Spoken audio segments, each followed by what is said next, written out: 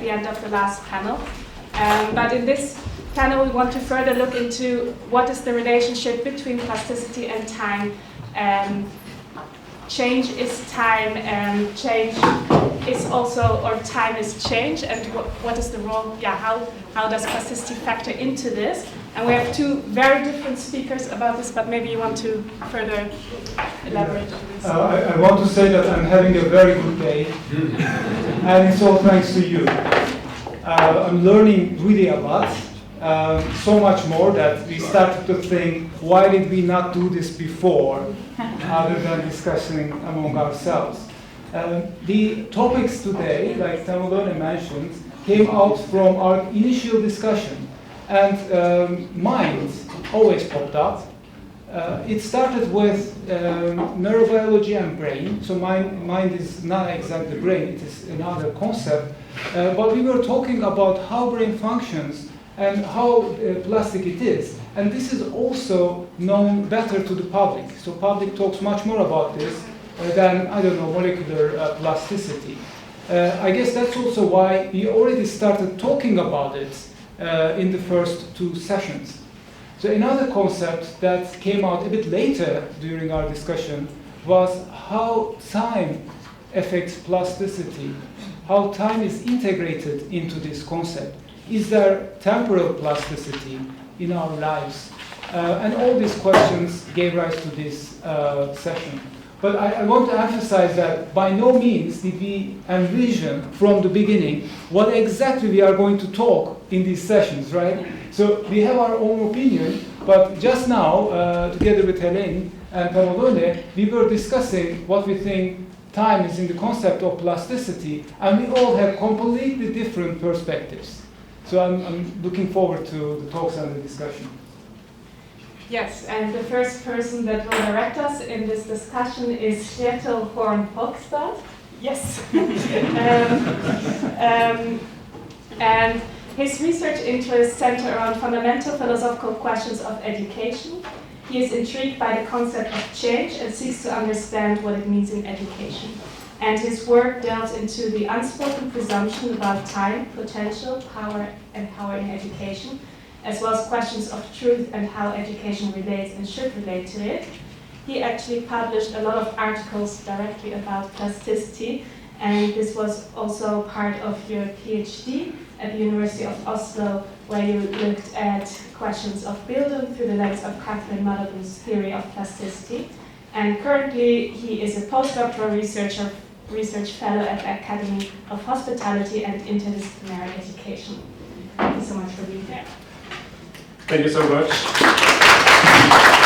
Thank you so much for having me, inviting me to this brilliant place, and also this opportunity to experience interdisciplinarity from the inside, where I sit as a partaker in this and understand almost half of what's being said. So thank you for challenging me with things I really don't know much about. But I will talk about plasticity as time. The title is not randomly chosen. It's an idea of what time could be, an ontology of time. It's an ontological outlook on education and time. So it's both education and it's philosophy.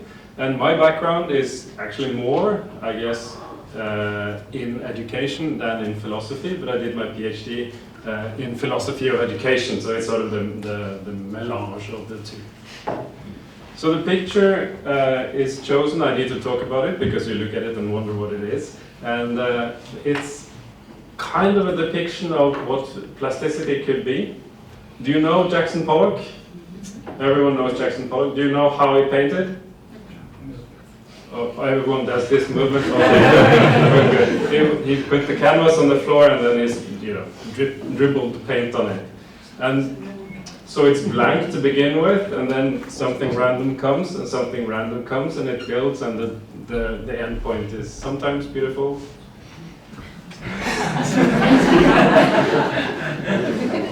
So, in my talk, I wanted to start out just to ask sort of what's at stake here. What are the springing issues? What's it called? The apple of the fight. is a nice expression. Well, my suggestion is that education has a special direction. It has a special assumption. It assumes that it can know something about the future. I will, if you come to me, poor student, you are not yet a student, but come to me, I will turn you into something that you weren't before, and we will both know what it is going to be. So it assumes knowledge of the future, and also of something that happens in the future, performance in the future. But if you look at plasticity as an ontology, if you look at it sort of using the metaphor of the canvas on the floor, you won't really know what it becomes, will you? You will have some sense of direction, but the end result is going to be unknown to you. So what does that do to what we do in education? Where does that leave us? It forces us to grapple with some really interesting and difficult questions, I think. Let's start with education. So what do I mean by education? Well, of course, we know this one, the bottom picture here. You go to school, you are being taught something, and then you know something at the end of it that you didn't before. This is a picture of immigrants coming to Australia. I guess that must be sometime in the 90s, considering the typewriters. But education is much more than that. It's also something to do with the picture on the left here. Does anybody know what that is? It is a very particular thing, and if you knew what it was, then you would know right away. So nobody does, right? It's a picture of the Norwegian Constitution Day. So that's the day when we celebrate our constitution, and that's really relevant to education in two ways. The first one is that the constitution is being celebrated, and we know what it means to celebrate the Constitution. We know why it's important to celebrate it, or at least we're giving a set of ethical values to sort of uphold on the 17th of May, and we know the symbolism of both the national costumes on the left, on the bottom, and the flags on the top. And on the other hand, we also have the fact that the Constitution says that everyone is to receive an education. So there is a circular way of saying that education is about the nation, at least the nation of Norway. It's about states, it's about governance, it's about the system as a whole. And the system as a whole consists of a hierarchy, doesn't it? I mean, we're at the top. We have the highest degree of education, of qualification. We're in an elite. A very small percentage of the population in the West, in our country, in the world, have the same type of qualification that we do. I mean, in Norway, the number is 35% of the population has higher education at all.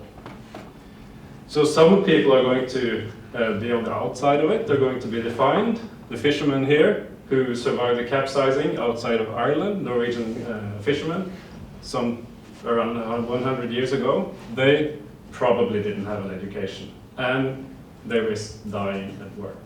So you have some important effects that I think education, well, it shows that education is much more than just going to school, just being in a classroom, being taught how to do this and that. So I'm saying that education here, it does something. It forces us to look in a particular direction towards the future. So there is a lot to say here, but education is basically always about looking somewhere. Since Plato, we know that education is about directing the gaze of the student towards the good, is his formulation. But it directs also our thinking towards the future. So it says that there are learning goals to this course. I'm sure you all have to write these learning goals and tell the student, you're going to know this when I'm done with you. And also, when you give someone a grade, the society, someone on the outside is going to think that, well, they got an A, then they're a genius, then they will do well as my employee. So we know something about the future. That's what it does do. And I put that between scare quotes because I think that's what we expect it to do. That's what we think it does. And we say, well, education, that's what it does. And we don't really think much more about it. It is asked to do some things. It is asked to qualify people, and that means putting someone at the layer of having an education at all, having a higher degree of education, having an even higher degree of education, a different type of education. So it puts people into categories, right? And it rectifies. I don't know if you are met with the same that we are met with, that students should also, in addition to being taught education or philosophy or whatever, they should be able to fix climate change or democracy issues, something like that. It's always, education is always thought to be something that can fix some problem or other. And it's about equalization. It's about making sure that, at least in my country it is, about making sure that if you are coming from a low socioeconomic background, you're going to be equalized somehow through education, so you will come out better than you were coming in. And that, of course, doesn't happen because everyone gets the same, so you retain the same type of difference, just at a higher level. That's what the research says, and it has been saying that for decades. So that's what it actually does. That's my suggestion. That education actually reproduces, because education is itself a system of markers. It's a system that uses a particular form of language that some people with some backgrounds manage better than others. It has values that might align with the ones you're growing up with, or it might diverge from them, and that will have something to do with how well you fit in. Your interests need to be, you need to understand what the point is of standing in a lecture hall or sitting in a lecture hall and talking about plasticity, for instance. Not everyone does that, not everyone wants to do that, not everyone can do that on the background, with the background that they have. I don't know if any of you have read the books of Edouard Louis, the French novelist, one person. I think it's a brilliant example of someone who actually has a great language for this, coming from a very impoverished background, both culturally and economically, and then discovering that world, how different it is when you have one set of, come from one background, and then you discover that social markers and language and everything is so different in the privileged world. And education does also start out by knowing before you begin what's going to be a good level of quality for a student. So very often you know before the course even begins, you know what a good grade on an exam, you know how that exam is going to look. Sometimes you can even use a corrective, you can use a sheet of answers and just say, oh, this is a 80%, that's why it's a B or whatever you have. So it's preset, you know what the student is going to learn before they even begin. To contrast all this, let's go to a different way of thinking education by way of plasticity. Defining the concept is kind of maybe it's not even needed, but the only thing that's important for this argument is that it's sort of the rewiring of neural networks. So the background for my work is mostly the philosophy of Kjetil, who realized that this notion that the brain can rewire itself even after the age of 6, we mentioned the high plasticity phase and going into a lower plasticity phase. And there was at some point, correct me if I'm wrong, but there was at some point the idea that plasticity didn't really exist after that period. And but now at some point, plasticity, well, at some point people realized, scientists realized that this plasticity goes on through life. And that does something to philosophy. At least it did for Kjetil, who responded to the philosophers who said that the material, the body, is an entity that doesn't really change. So what changes is the way we use language, is the way we think, it's whatever goes on that isn't the body. So there was a kind of a dualism. But this rewiring, this idea that we can always change, it turns this feature of change, this potentiality, turns it into a way of thinking the human altogether. So it has a huge impact on what we think about the human. So it has a philosophical consequence. So it, not only that, but it has the most fundamental philosophical consequence to Kjetil Malabo. It turns plasticity, she turns the plasticity into what they call an ontological principle. She says that this is sort of the basis of everything that's going on. So we cannot think the human without thinking plasticity. We cannot think being without thinking change. So, but what changes? What's changing is form, and she goes back to Aristotle and goes back to sort of metaphysics to find a concept for that. And she does something about it. She says that form is the basic philosophical unit. So that's what we talk about when plasticity comes into mention. What is plastic is going to be form. Form is what we can identify, basically. It is what we separate from other things.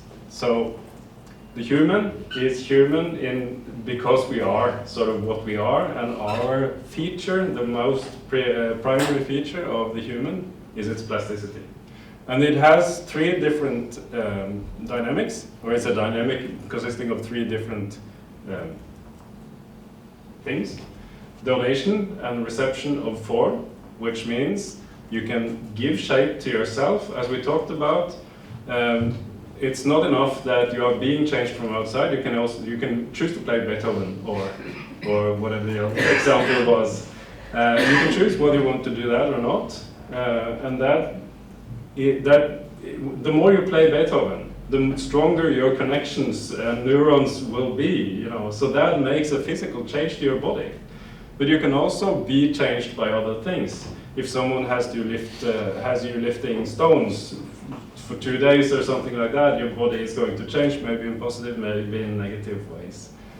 And you could die, which means that you would lose form altogether. So it's, in my view, Malabo's philosophy goes to this separation of things. So everything we can think is a form. Basically, that means that if we recognize something as something, it qualifies as form and it qualifies as plastic. So a word is going to be plastic because a word has an etymological history. A school would have a history, or the institution of education, the institution of the concept plasticity has a history. It can be changed. That's also one of the efforts that we're being asked to do here. So we are investigating in very practical ways the plasticity of plasticity as a concept.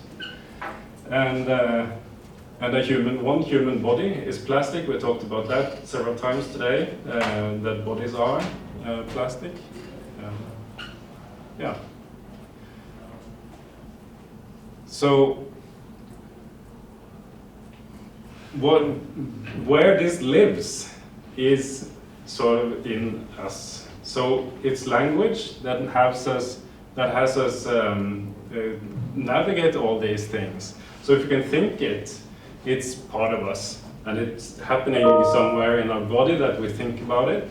And as we think about it, we understand it, we shape it, we turn it into something that it wasn't, because we do all this while donating, receiving, and risking the loss of form. And that is in itself the activity of plasticity going on all the time. And this is the crux of the argument here, that the future doesn't really come in from somewhere, but it happens to us as a sort of a seeing of what's going on, an experience of time. So thinking is going to be what time is. It doesn't exist without us thinking it, but it's something that happens, and it's a way of us expressing our plasticity. And as I was mentioning very briefly, education is one of the things that is plastic. It is an institution, which means that we know just about what it is. It matters in our societies. It's historically contingent, so it could have been different, but it wasn't. It's a praxis, it's something we do, and I think it is a form that is ready to show its plasticity. So,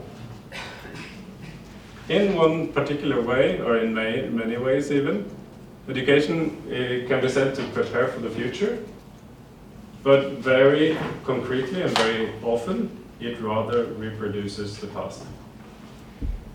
Plasticity is something that emphasizes changeability between volition and unpredictability. And if we could combine the two, then it would be in between. Because I don't know if we're ready for the revolution yet. It's not right around the corner. It could be further into the future, but it's not right around the corner. So, do you have any answers to these questions? Could we set grading standards as the exam unfolds? Would you like that? Could we skip grades and exams altogether?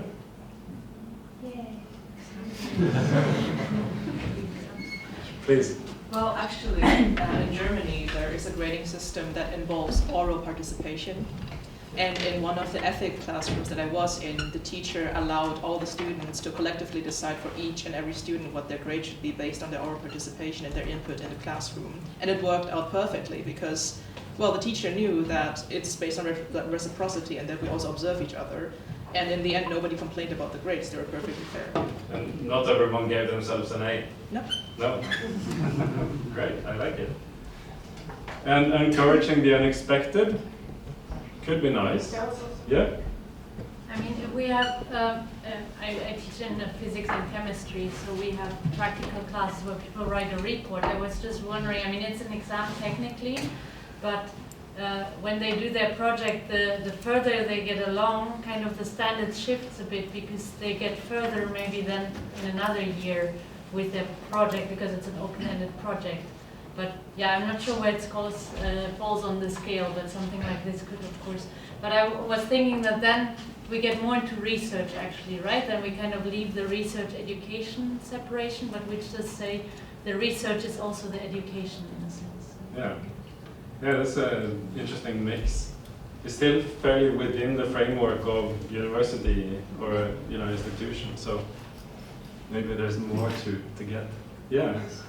I sometimes work with students on lopen stage, zeg maar, bij mijn bedrijf. And the teachers then ask me, you have to watch them because you have to give them a grade at the end of the period that they work with me. Yeah. And then at the first date, I go sit with those students and I say, I will give you your grade at this moment. I will give you an A. So relax, that's done, you've got an A. But at our last meeting, I ask you which part of that A you activated. And then they have to grade themselves on realistic results, what they think, what grade they would give themselves. Yeah. Leaving the control, but also giving them an extra task. Yes.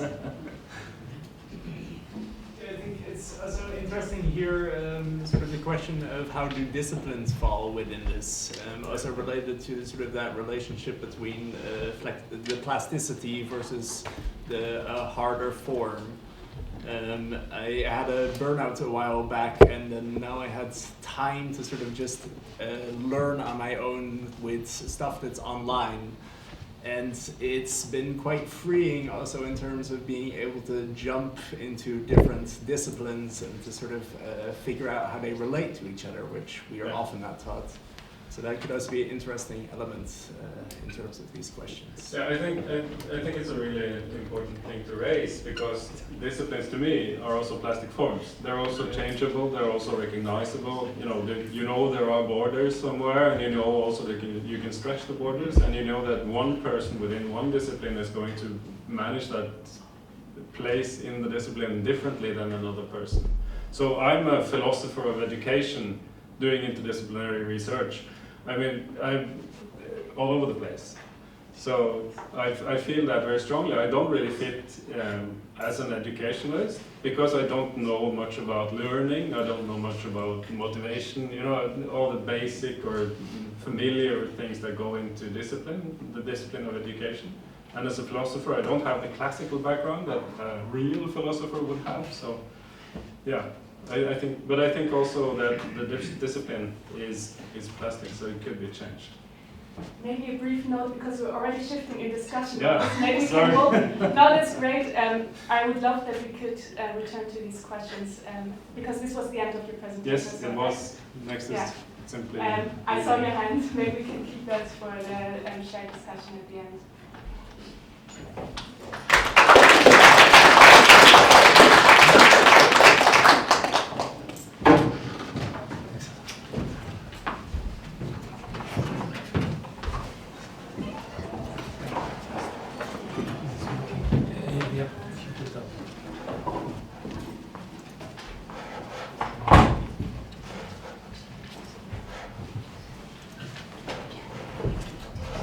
I think the talk has left me with a lot of questions in my mind.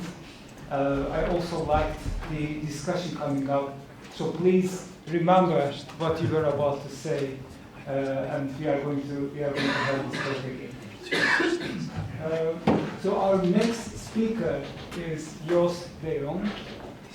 Honestly, I think I know a bit more about his work than his background.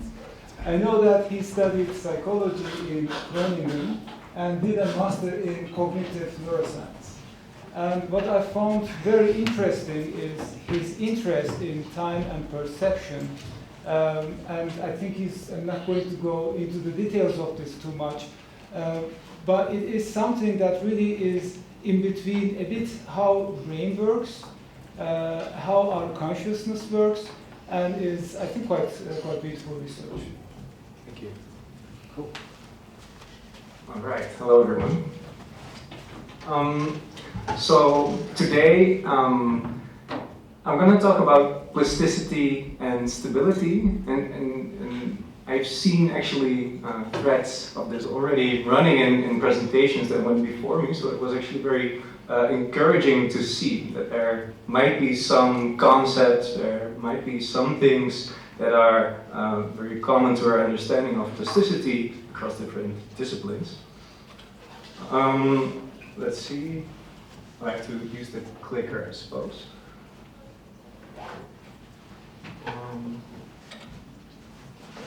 Or maybe, I can just click the mouse. Old school clicker. All right.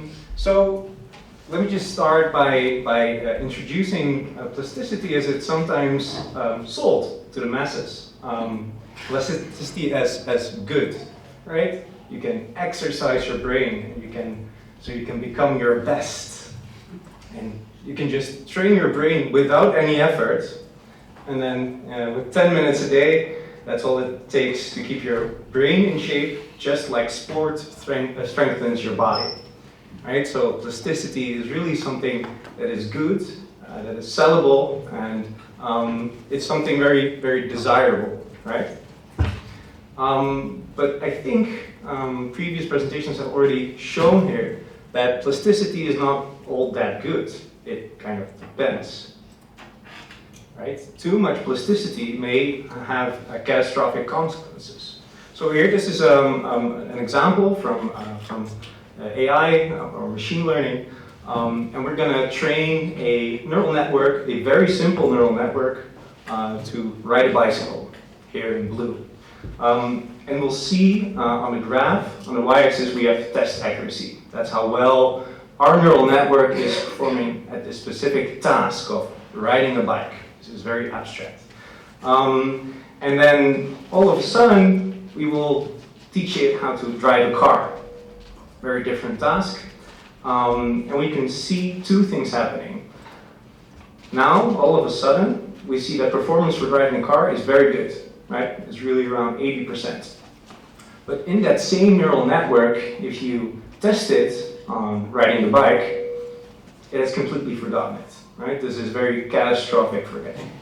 And in simple neural networks, this is more the rule than the exception, actually. Neural networks can be very specialized in one task, but once you start teaching them on a different task, they will have lost all competency.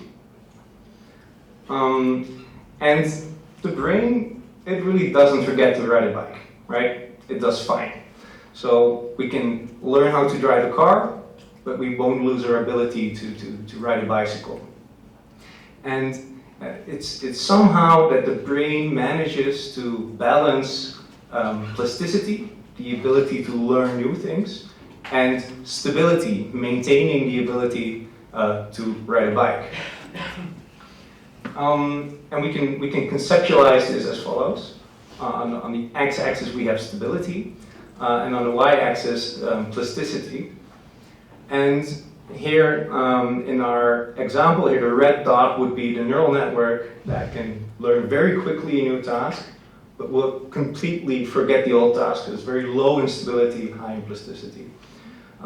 Whereas we might also have certain systems that are very good at retaining old knowledge, but won't be able to learn much after that, here in blue. And somehow in this kind of landscape of possible ways of being plastic or stable, humans are on kind of perhaps an optimal, or they try to really make this kind of balance work. So they can learn new tasks, but they will also be able to retain the ability to do things that we learned in childhood, perhaps. All right, and this brings me to the idea that I want to discuss in this presentation, and that is that neural plasticity, and perhaps plasticity even more broadly, should itself be plastic. This is called metaplasticity. It was already introduced in a previous presentation. So, and I think this might be a very general feature of plasticity, because as we've seen, too much plasticity might be quite destructive. Too little plasticity might leave us being very stubborn and unable to change. And then the big question becomes, and this is also central to discussions that we've already had, but how plastic should plasticity really be, right? It can be too plastic, we can be too stable, but how do we determine how plastic we should be? And I'm going to take you through a toy example. I'm going to give you two options, option A and option B. I'm going to tell you the probabilities already beforehand, otherwise we'd be sitting here for a long time. But in this kind of psychological task, we'd be asking you each time to select A or B. And then we give you either a payout or we don't. Now, if you pick option A, there's an 80% chance of getting a payout. And if you pick option B, there's a 20% of getting a payout. Now, this is something that people learn really quickly. After a few trials and errors, we just figure out option A is best. And I get paid out a lot with option A and not so much with option B. This is an example of fast learning, right? Really fast plasticity. But then all of a sudden something happens. Now B is the better option. We don't tell people this, right? This is just the latent state of the task.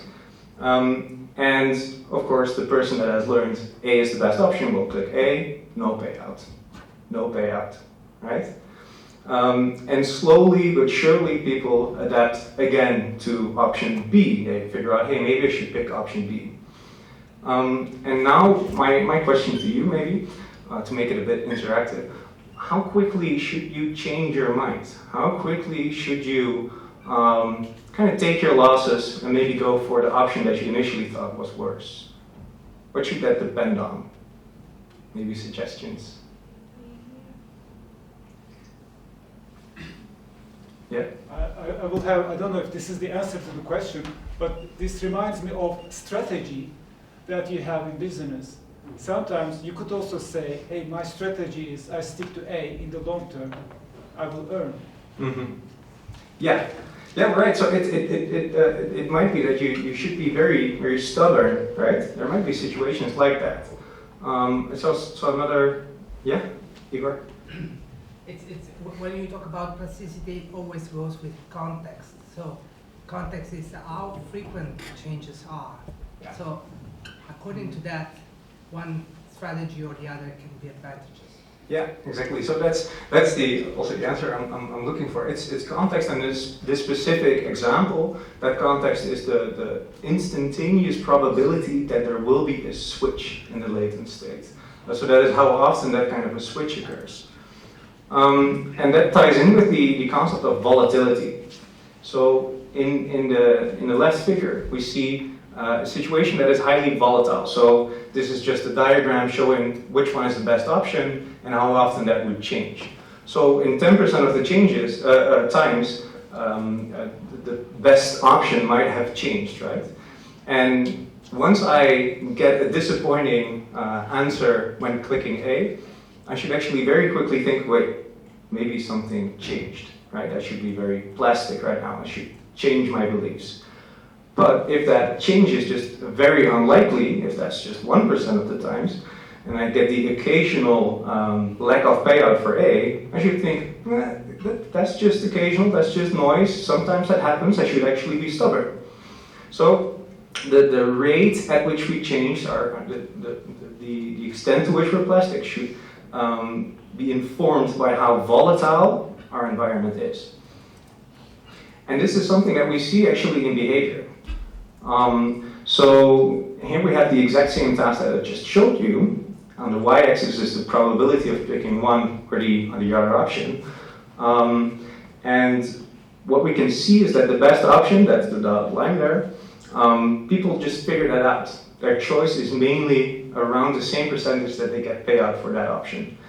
And then that's in a very stable environment. So for many, many trials, hundreds of trials, it's the same kind of contingency. And people very stably pick that option. But then things change. Here the dotted line goes down, so option B is actually now better. And we can see that change comes really quite slowly. So if you read the x-axis here, that really takes about 40 to 50 trials to actually figure out what the best option is now. But then we start changing up the scheme more and more often. We can see that the learning rate increases. So you switch back to the other option quicker and quicker. What is very interesting here, I think, also in the discussion of metaplasticity, is there are costs to this. There are costs to learning quicker, there are costs to being more plastic. Because as you can see, they really don't reach the asymptote anymore. They're really somewhere in between. So it means that if you are learning more quickly, as you should in this situation, you're also going to be more sensitive to noise, to the occasional emission of your board. But there's really no way around this. This is the optimal option, and there are just costs associated. And we see this in behavior, right? This is just, and if you go from a stable environment to a volatile environment, you just get more plastic. You learn quicker. And we also see that there's a brain area, and this is the favorite kind of business of cognitive neuroscientists, is picking a brain area and say, yeah, that's where it is.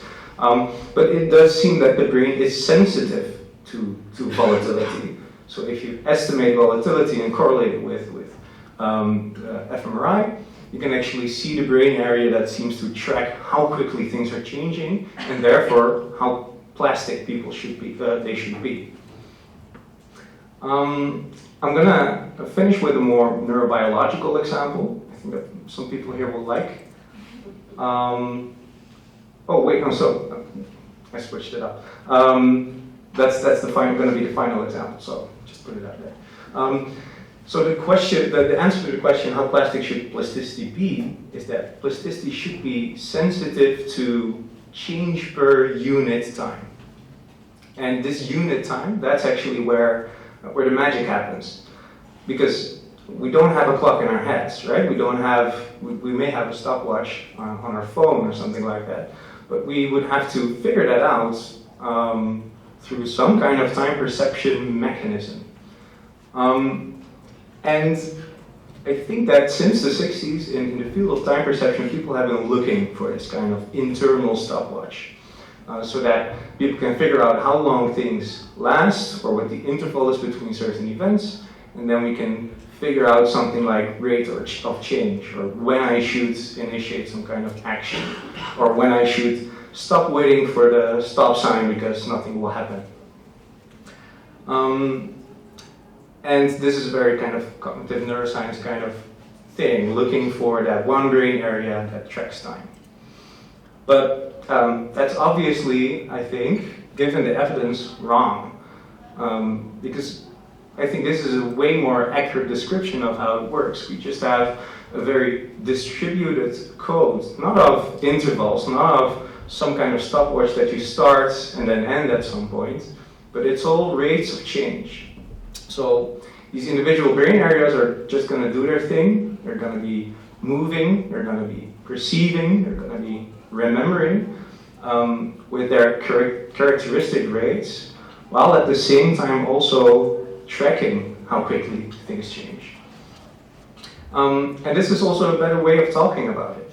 We don't talk about, well, that lasted 1 minute and 23 seconds. We say things like, no, time flies when you're having fun, right? It's about change. Think fast. Not think in 500 milliseconds, think fast, right? It's about rate of change. Time is crawling by. I hope not in this presentation, by the way. And these flexible time scales you can see across modalities. So there's work on motor synchronization where, this is really fun, we can participate again. We'll be clapping, and we can actually synchronize if everyone wants to. Amazing, right? And if I slow down, people will also be able to slow down the rate at which they do that, right? This is super fast, by the way, if you do this in experiments. This is really after a few claps, you're completely synchronized. And that's not because there's some central time perception module, some central stopwatch that controls that. It's really, really a local process. Visual memory encoding. I give you the expectation that you have very little time to see something flashing on the screen. You will encode it at a faster rate. This was one of the experiments that I did in my PhD. Decision making. If I have you decide on option A or B, but I change the contingencies very quickly, just like we did with the option A and B, that even in decision making, you encode quicker and forget quicker if those options change more quickly. So also in decision making and also in language comprehension, if I were to talk twice the rate that I'm doing right now, I'm not going to do it, that's going to be very difficult. But you'd be able to hear that, you'd be able to comprehend what I'm saying. And it seems that the brain areas that are tracking language content are actually speeding up the rate at which they track speech. All right, then these are all very cognitive neuroscience examples. You might think that's not really plasticity, that's just activity in the nervous system. That's not really about neural change. But here is an example that I recently found and I find very fascinating.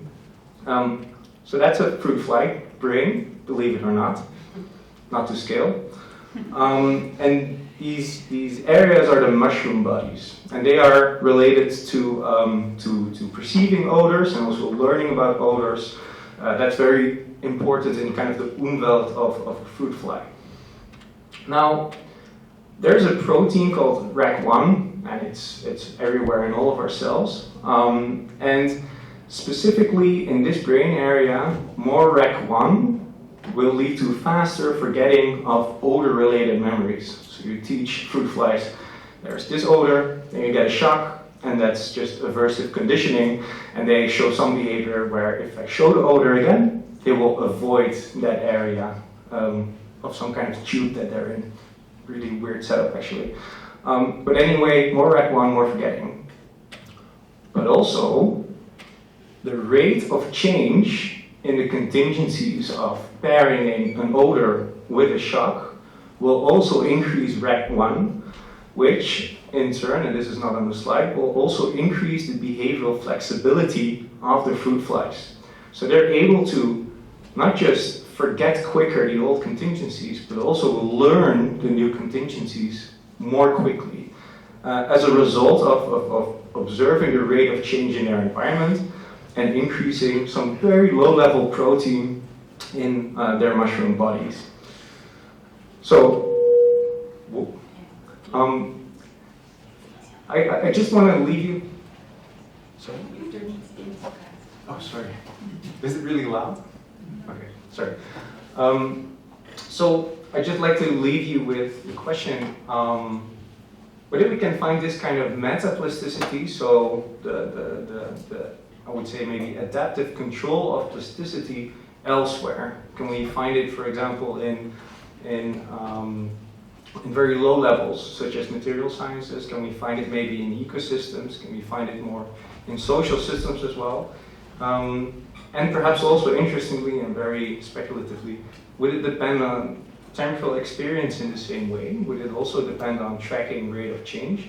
Or are there different ways of actually regulating plasticity? And I'd like to just leave you with that one question. So, thank you.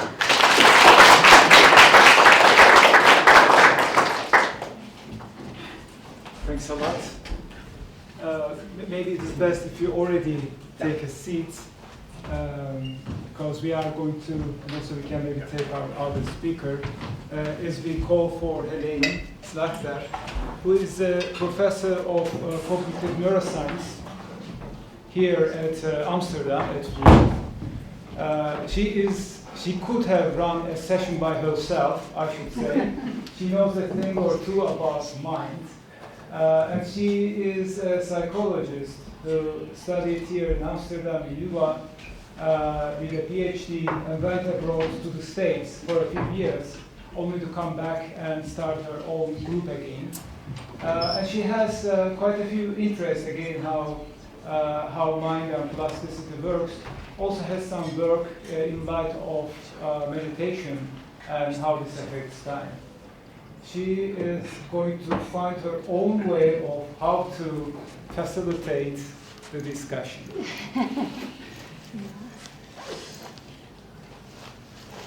I wrote some notes down and I thought I'd put them on a slide so I can share them, but now there is no UBC cable. Oh yeah, have you connected? Yeah, I was just looking for my cable. Is there a HDMI cable? No? What is this for UvA building that is so poorly set up? You should wait for the end to ask the questions. Should we wait for the question for Helene? I can always connect to this. I think that's what I understand. Okay.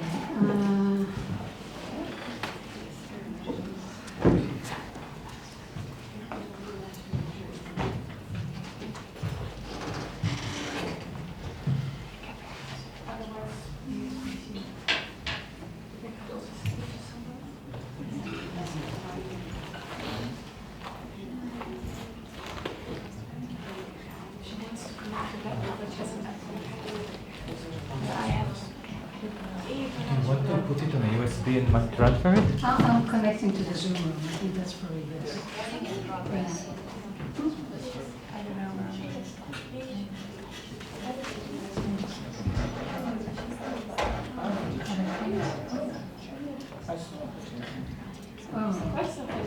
What's the one next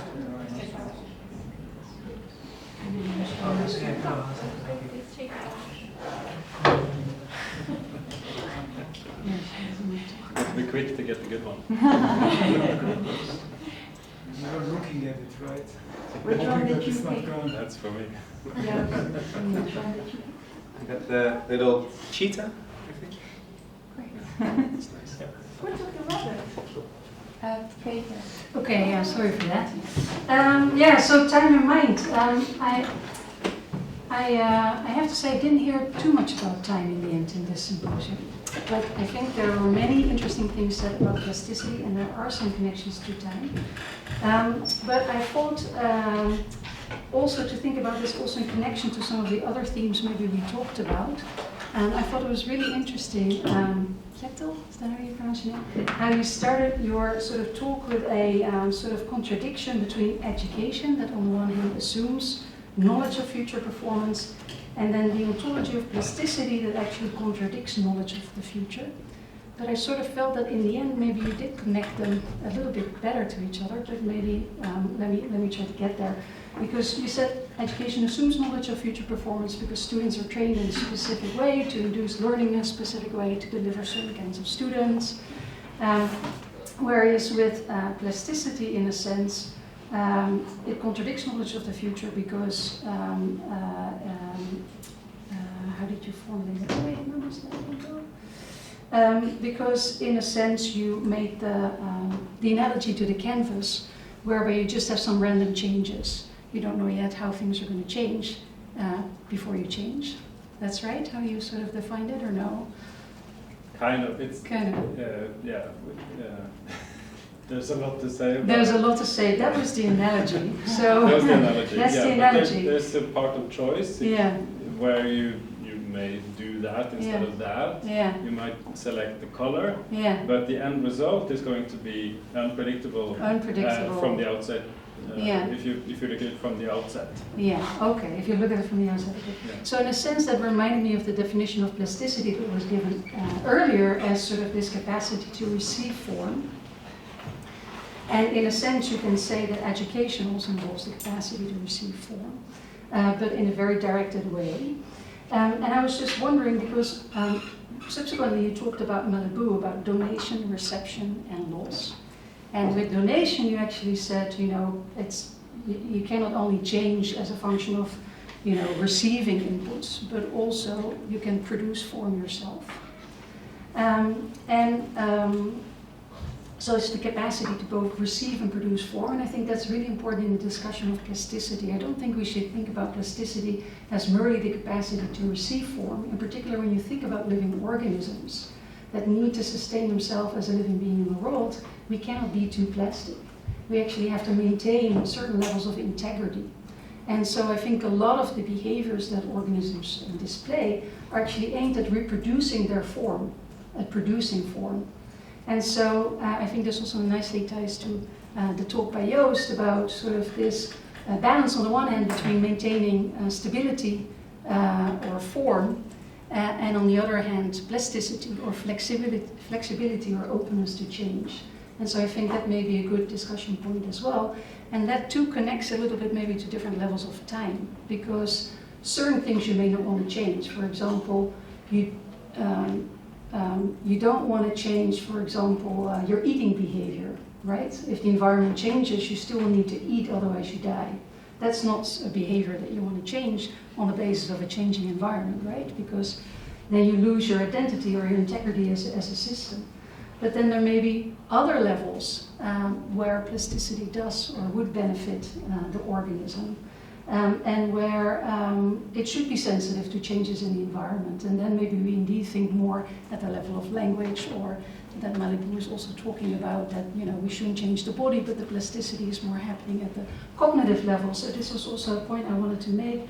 I have too many things on my slide, and I don't know anymore what I was going to say. But in any case, what Malibu was saying is that the body doesn't change, but it really is also in terms of language and thinking is time. Thinking about thinking as plasticity, I think, is also very interesting, because when we think about plasticity as the capacity to be molded, that's a very passive, bottom-up, environment-driven, stimulus-driven change. But when you think about thinking as a capacity also to express plasticity, that's very different, right? That's sort of a top-down volitional kind of plasticity. It comes from the inside out versus the outside in. And I think that may be also interesting to think about when we think about human plasticity. We really have a great capacity to sort of influence our own environments, we can actually align the world to ourselves to sort of influence our own well-being and quality of life. And to indeed, for example, set up educational systems where over time we can actually induce changes in a way that actually may enhance our longevity, because we learn all sorts of things that are in the end beneficial to us as living systems. So I think this on the one hand, passive plasticity versus active plasticity, top-down plasticity versus bottom-up plasticity, and then also thinking about different levels of plasticity. Some things may be subject to change, other things may be more like stubborn in their capacity to change just because there's such an inherent part or evolutionary inherent mechanism that we need to keep in order to maintain our integrity and not be overwhelmed by environmental changes. Let me see. Oh yeah, and then in Joost's talk, I think it was also very nice to talk about plasticity as good versus bad.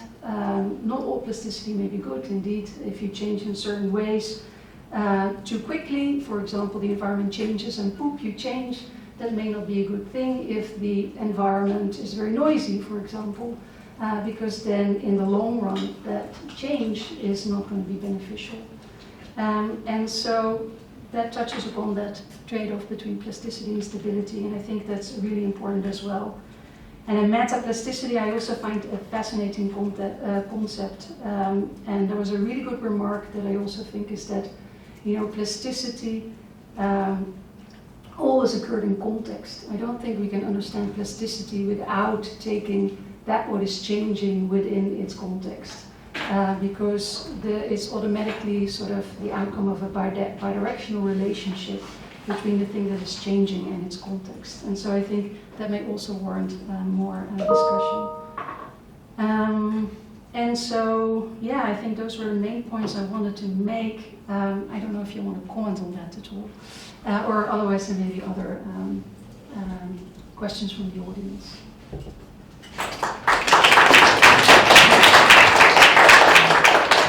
Thanks a lot. Do you have any comments on what Kjetil said to add on? Maybe I can clarify one thing, because I didn't say much about it, but plasticity, as I'm using it on the basis of Madabu, is very much the body, but the body is doing the thinking. And the thinking is defining the body, and the body is changing, and the thinking is changing. So it's a very complex relationship between the two. It's a plastic relationship, I would say, between the two, but it's very much a function of the relationship between symbol or symbolism and material. So here we maybe have a misconception from my own disciplinary background, because typically when I talk about the body, I don't even think about the brain as being part of the world. Yeah. The thinking is the brain. And the brain and thinking is not the body. Right. Okay, I see. Yeah. But it's about the metaphor, you know. Yeah. So when you're talking about the brain and plasticity, it's really just a metaphor for a feature of the human and being in the world. So that's, okay, thanks. Yeah, clear. Yeah. Yeah.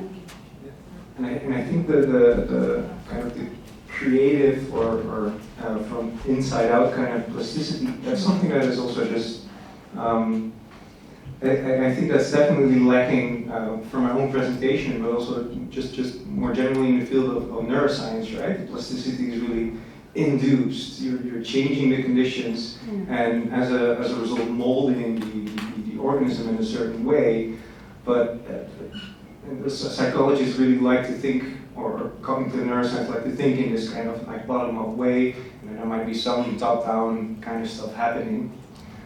But really taking actions from inside out and thereby molding yourself, I think that's also extremely difficult for me, honestly, to think about in terms of brains. Right? That's a territory that's not touched upon a lot. So I think that might be a very interesting also blind spot to explore across disciplines as well. But yeah. Otherwise, Thanks a lot. So I'm going to start taking questions from maybe here, and then I will continue. To what extent do you think that our perception of what happens is dynamically interactive with what we are in the process of thinking happens. And to what extent does that influence our judgment about whether what happens is good or bad? But really, the most important question, I think, is the first one rather than the last one. To both of you. I would have to ask you to repeat it if it was to me as well, because I didn't immediately see I it. can slightly rephrase it, partly because I can't remember what the heck it was. Given that, I actually asked to what extent do you think that our perception of what is happening in the world is to at least a degree, to some degree, as it were, predictive, or have a perception of what might be happening, and that what is happening is that there's a dynamic interaction with information being received that either confirms or does not confirm what it is that's happening, and how does that influence our, for example, risk assessments of what it is that might happen?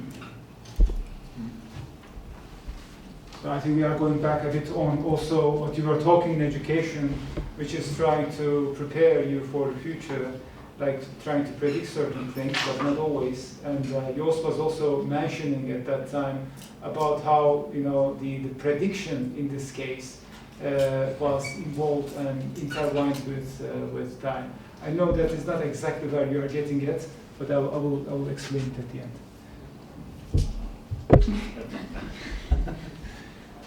Right. Where to begin, what to say, and how to understand the question. So I think if I am to rephrase it in ways that I can understand myself, this is about: is it reasonable to assume something about the future at all? Which would, that would tie to my presentation, I assume. And of course it's possible. We do education all the time, and it works kind of. You know that bridges will be built, they will last for about as long as they are meant to last, and operations, surgeries will go about the way you expect them to. So it kind of works. There are a lot of things you can say that, yeah, we know that what we can expect from doing these things. At the same time, and that's where I think it's important to be a critical philosopher of education, is to say that that's actually not enough, because what we're doing when we are taking people into education, we're taking control not only over a few years of their lives, but also over maybe even the rest of their career. We're giving them a space to be where they can enjoy themselves or not, given various factors that neither we or they control. And that's a huge responsibility. So we have to ask ourselves, is there a different way? Is this enough to know that if you toss everyone into the box of education, that they will come out of the other end in some way or other, but it looks kind of okay? Or should we rethink the whole thing and be allowed to criticize it because it has this type of assumptions built into it? Are they good enough? Are we satisfied with this? Will it work for more than the next 5 years, or is it something that we actually need to take control of now? Education, as I pointed to also in my presentation, is for very many countries, it's a national effort, and globalization has been a fact of life for a few decades now. So that's changing up what it needs. What's good education? It's not what it was. And artificial intelligence and other types of digital equipment does the same thing by the hour. So we're in a state of extreme. We have the need for extreme plasticity in education, but it's a slow system, and it affects everything, all the things that we do, the basics of our society. So we do know quite a bit of what education has been able to produce, but we need to rethink it all the time, and especially now, I think, when we're in the situation that we are. So I don't know if that answers your question. I can But I say would- something about it also. Yeah, I think you can say probably more about it. But it's I think a very fundamental question about how our minds work, whether the things that we think are high-level concepts that we entertain, whether those influence what we actually see, kind of the boundary between seeing and thinking, or experiencing and thinking. And actually, very recently, my thinking has changed on this. I thought high-level concepts have a very formative influence on our perception, but I think it doesn't go that deep down. I think concepts do direct our attention when it comes to the things that are important, that are things that we can recognize or interact with.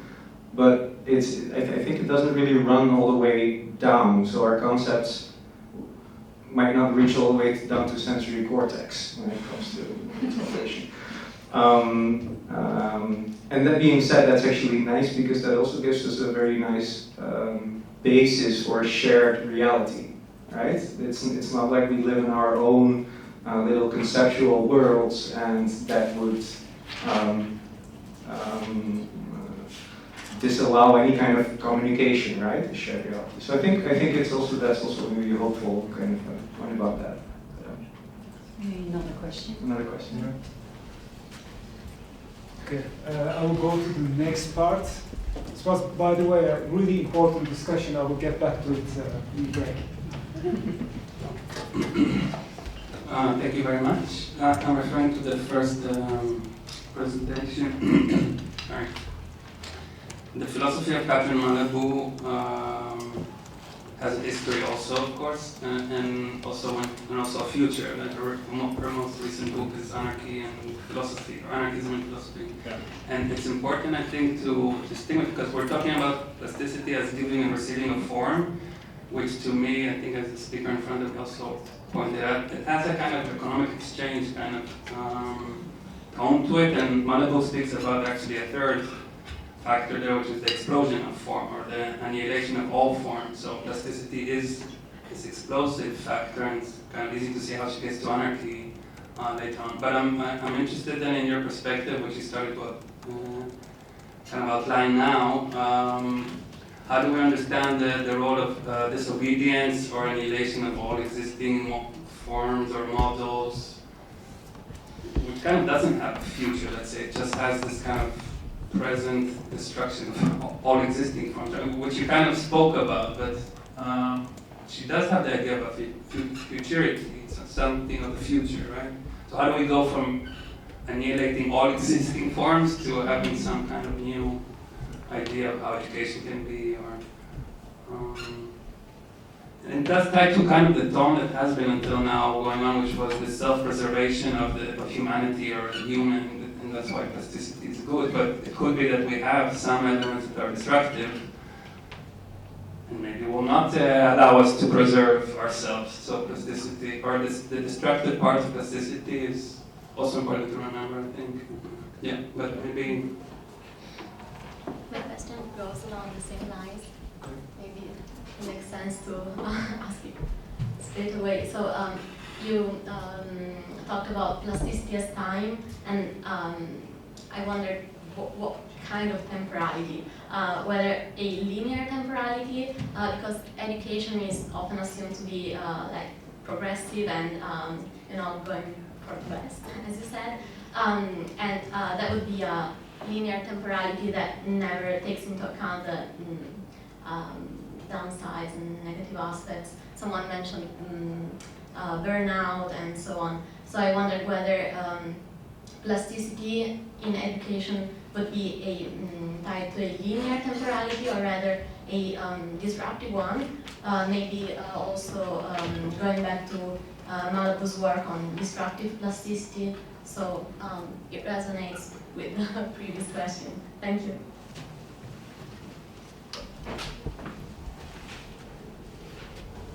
So just remind me with a few words your first question, please. The meaning of plasticity is also about annihilation of existing forms. So yeah, but that's actually a point where she's differing a little bit in her literature, and to me the explosion of form hasn't been that interesting because I've used more the notion that form is sort of the basic philosophical unit. So it's in one sense. What she does talk about the explosion of form, but she leaves that quite quickly afterwards. It's in the brain book, the 2008, What Should We Do With Our Brain? And she leaves that quite promptly. I think that's the only place I read her mention. There as well? Yeah, it's about destructive plasticity. Okay, and the new wounded. And the new one? The new wounded. So she did a sequence of books that went from plasticity, and then we get to anarchy, that which is ungovernable in me, is how she defines it. And so I think what we're trying to get to is not just some kind of setup about anarchism, as though it's like sort of throwing bombs or something like that. It's actually the deformation that is part of how we might understand consciousness. So what won't be disciplined, what won't be governed, as integral to discipline and governance, etc. I think the negative aspect is like crucial to understand the concept of plasticity. If it's just seen as a positive concept, not just in terms of valuation, but also in terms of the form itself, after preservation of form, this meaning, also the political meaning, of course, which is implicit in all these talks.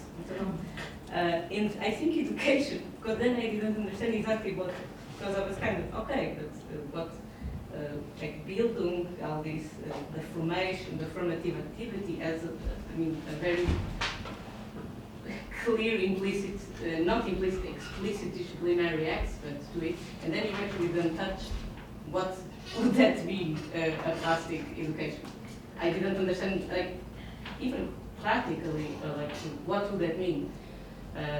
Beyond the fact that, of course, our institutions are very disciplinary from the beginning, and our state and all that. Yeah, thank you. I think there's a lot to discuss and more reading for me to do. So, yeah, I don't know, maybe we should take this discussion afterwards. There's a little bit too much to do. Do you want to comment on this? No. Maybe I can I'll take some time for myself. I think the previous question and this one sort of got connected in the sense that you talk about the past and the future and anticipation. So we as human beings and living beings love anticipation because we need to make choices that are essential for many things. And we learn things, and based on them, we can very nicely predict, for instance, whether to go one way or the other. During the learning process, though, you need to get used to making mistakes. So plasticity is, in fact, a positive thing. It helps you to make these connections. But once you learn it, is it really, really good to get rid of all the form, all the connections you made, and we start from the beginning? I mean, this brings you were saying education is mostly teaching us what happened in the past, thinking that it knows what will happen in the future, and it sounded a bit like a criticism too. Possibly that is right, but in the end, once you learn how to do something and it's working, unless there is a change, like in your example, that you have to make another choice, I think you should stick to it. But if you stick to it too much, persistently, like I would have done there, then you would lose the opportunity. So you need to know when to become plastic. So that is my take from the whole thing. Can quickly... Yeah, maybe I have a question about coding. Sorry, you handed me the microphone and my hand was up, so I interpreted it in a particular way. So I've been interested in the phenomenon of PTSD and how that relates to predictive coding. So we could say something like an organism's capacity to produce a mental model of the environment. And there's a There's a study that shows that a person with PTSD will privilege speed over accuracy and actually have a hallucinatory model of the environment. And so this is where I would say, okay, when we think of something like plasticity, we might associate it with speed, but in this case, it's like, yeah, speed is a problem. It actually distorts or it's speed over accuracy. So there's a kind of variability there. And so here, but I would say hallucination is itself a very, this would be the production, almost a kind of plastic production of the mind in order to anticipate or to prevent future traumas from affecting the organism. So here is where I would say, okay, plasticity is not about a certain kind of good choice over bad choice, or there's a kind of economy or valence to the way Joost was sort of talking about it that I think, well, here we could say, plasticity helps us to prevent trauma in someone with PTSD, but it might have a completely hallucinatory understanding of the environment. And this, to me, is quite interesting. Can I just say you answered my question? I was thinking about this as you were speaking, as you were asking this question. So would plasticity be the creation of our understanding of the environment, even a production, even to the point of hallucination, or to create the environment based on a trauma? Thanks a lot. I'm sorry, I will come back here, and then I want to give a chance to everyone to say something. And there is a lot of interest in this session. Yeah, I just want to say that indeed I think the whole notion of predictive coding and active inference and Friston's free energy framework that probably many of you in the audience are familiar with, but if you're not, I can really recommend it. I think provides a really good framework also for thinking about plasticity, because when you, for example, start from the perspective of the brain, our brains do not directly see the world. The only thing that they have access to are the electrical signals conveyed by the senses. So what do these electrical signals mean? Because the causes of those signals are hidden to the brain. And so from that follows that our brains must build predictive models about the likely causes of their sensory input. And that thus perception is a process of top-down inference. And there is always anticipation and comparison with the incoming input. And what brains must do is, ensure that the models are reliable and continuously update them on the basis of new experiences. But also know when to update them. So also take into account the context, or contextual volatility, for example. And I don't know. So there's a lot to say about that. And I wouldn't say that perception is a hallucination. Of course, our brains develop in interaction with the world. There must be validity to our models, right? So this study uses the term hallucination, but I agree. Yeah, perception is tuned for fitness, not truth. Anyway, we can say a lot about that. Okay. I will maybe who's coming next?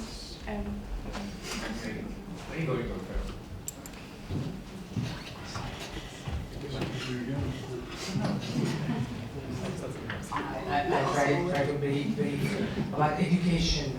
Now, let's avoid considering the ethical implication of my question, but let's consider that we can measure plasticity in children and can identify children with high plasticity and children with low plasticity. Would you suggest different education experiences for them? Just to understand how plasticity can interact with the educational process.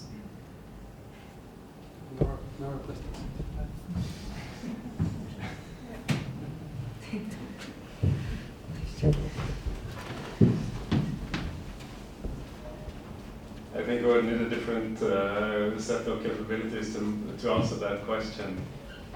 But what could be interesting is to see, is there room for everyone in the institution that we are putting them through? So should it matter is my question back, I guess. Or if it does matter, how does it matter, and do we stand for that decision?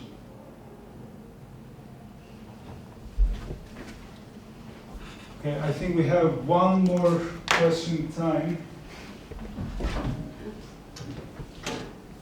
maybe a comment or a question, but on this interaction between plasticity and an educational process.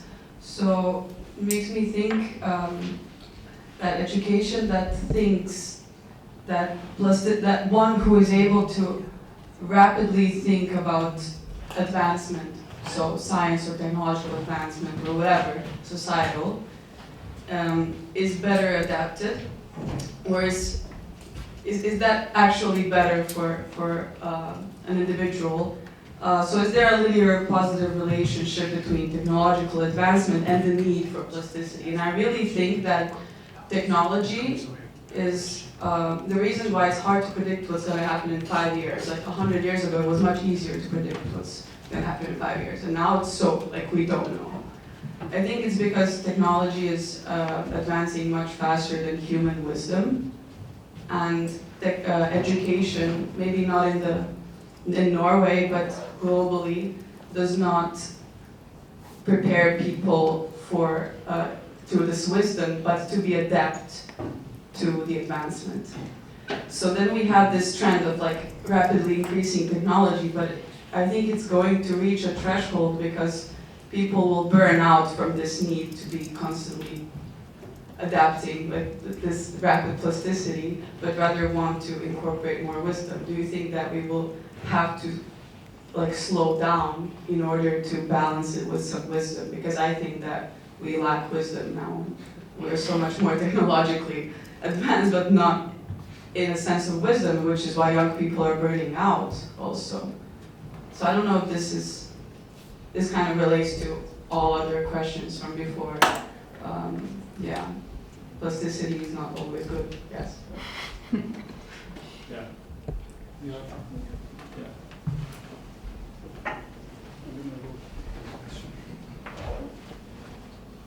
I think this is really important consideration, and I think also that is one we're moving away from.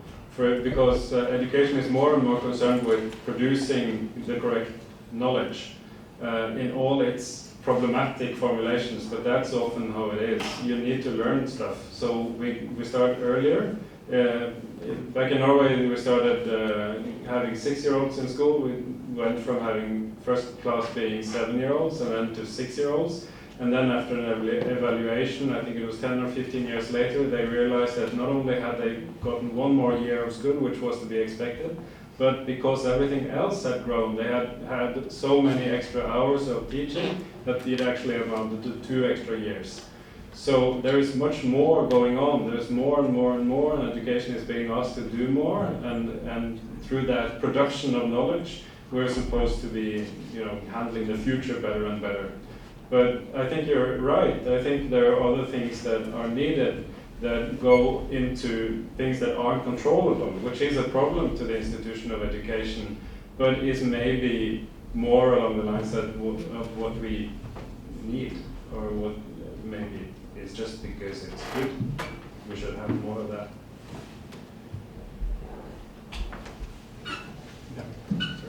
And if I can briefly comment on that as well, I think that so there's also dangers to plasticity that we've seen, and one of them is more sensitivity to noise, right?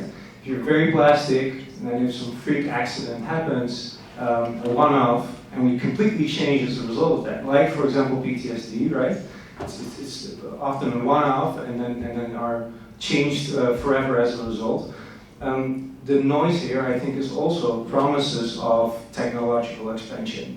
When we look at AI right now, what I think is it's immensely overhyped. People are saying this is going to change everything. These large language models are so smart already, but that's probably not true, right? That's just a marketing ploy. So if we then think, oh, this is really going to change everything, we should be super plastic, then we're going to be sensitive to these kinds of noises that the AI industry makes. We're going to be more sensitive to that. And I think we shouldn't. So it's also about seeing the technological advances for what they sometimes are, and that's noise, right? So kind of underweighing the rate of change in those sectors. Can I just ask you a question? I was just wondering, what specifically do you mean by wisdom?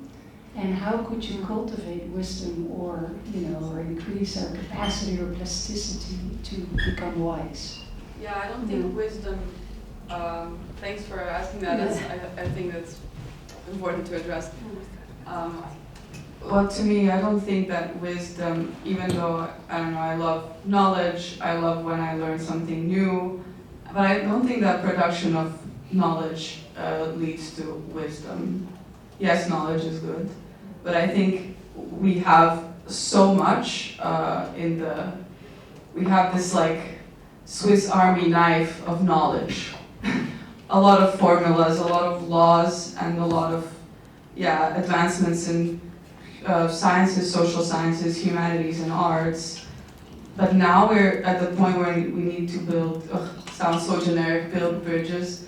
But you know what I mean, actually perceive disciplines like in singularity, like coupled rather than isolated. That's what we're trying to do here today as well. But just being able to not be afraid to be humbled by the existence of another discipline or think that your discipline is, I don't know, better and just like live in this bubble, but really, really try to see connections and patterns across disciplines. And I think that's more wisdom in a disciplinary sense. Maybe there's different definitions of wisdom, but at least the point I'm trying to get across is that more rapid science, technological advance, large language models is not going to compensate for this, communication transdisciplinary.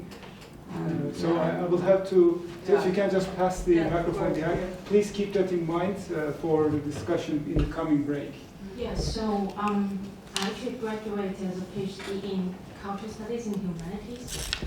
So I actually come with different kind of lenses, and I now work in an organization in art science. So I left academia. So context is very important to plasticity, and we live in a capitalist extractive world, and we are kind of trying to think of what can benefit us in the future scenario, but then this system is highly problematic and it's collapsing. So somehow if we can't really kind of rewire this plasticity to see other possibility of living together as different species, then we are actually going to the end. So somehow it's also like, think of like what kind of system are we kind of framing plasticity? Also what is considered as good in what kind of value system? And also this kind of linear time that is the base of this kind of idea of progression and advancement is also highly problematic because it's not like the newer is better. And I have like friends and scholars and artists who are looking into this kind of ancestral knowledges and learning with the indigenous people how they actually live with the earth, Mother Earth. And then it's not like something that can be programmed to AI system, then oh yeah, this kind of eco-systematic AI can solve our problem, because AI is biased. Who fill the data into that? And then there's no average, as someone has mentioned that in the morning. So somehow with this kind of hype of AI side, it's also burning a lot of energy. Like, is that really going to save us from all this crisis? And also, we need to be in uncertainty. It's a kind of fundamental question of meaning of life, instead of like, we want to progress and then we will have good life, because actually it's a facade. And there's also all this inequality, like people in the global south, like they're living in what kind of situation, and we have this kind of privilege living here with all the comforts at what cost? Who are actually bearing all these costs? So I think, yeah, so going back to this question of education, it's also kind of like this kind of institutional way of education is also problematic in the sense that you already have put hierarchy about what is good, what is correct, but we have so many informal education that your first teachers are your parents. And we also need to learn this kind of emotional maturity that is not taught in universities. But if you want to be a functional human being in society, you need to learn that. So it's all kinds of information. Well, educated intelligence information is also like you need to learn from other people who might be a carpenter, someone who's fixing a bike. All these kind of knowledge are actually undervalued. Why we actually think that, oh, scientific knowledge is highest. But then without all forms of knowledge, we can't function as a society. So just my thoughts.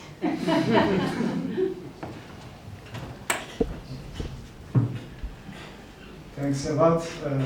It basically raised one of the long-standing questions of which values we are going to pass down to generations. And I think it also fits within the concept of plasticity. But I will have to stop here. We are a bit over time. Thanks a lot to our speakers and the people. We are going to have a 20 minutes break. Please be back at 4 o'clock for our last session.